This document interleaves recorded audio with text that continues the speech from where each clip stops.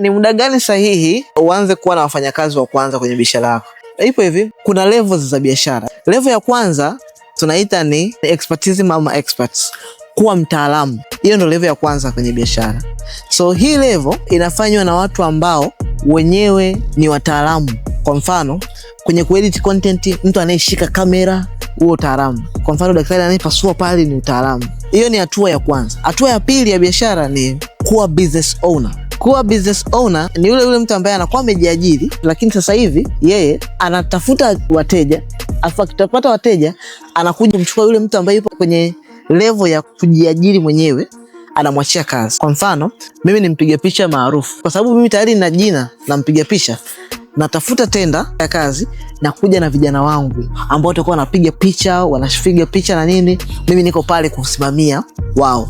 Kwa hiyo kazi ikiisha, nikishalipwa na walipa vijana wangu wanafanya kazi. Ambao sasa mimi ni business owner. Mimi namiliki hiyo biashara. Unaona? Hiyo chain. Alafu baada ya hapo unakuwa ni entrepreneur. Hii ndio level kubwa sasa. Mjasiriamali. Sasa kwenye level ya mwisho ambayo ni mjasiriamali, huyu ni yule mtu ambaye amefikia level ambayo anaweza akaamua kujitofautisha na biashara yake. Anaweza akatoka biashara yake ikaanza kwenda yenyewe bila yeye kuwepo, kwa sababu kuna watu wa kufanya kazi, yeye akawa nje hata mwezi mzima ya biashara yake na biashara yake inaendelea kufanya kazi. Kama hujafikia stage hiyo, rafiki yangu, bado uko hapa.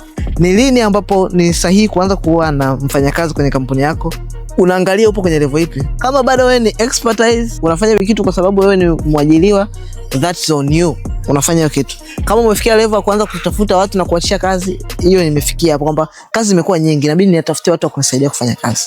Ukitoka hapo, inabidi upate mtu ambaye hawa watu watakuwa wanaripoti kwake kabla yako wewe. Hapo ndo unajitofautisha sasa kati ya wewe na biashara yako. Ndo unakuja kuwa mjasiriamali.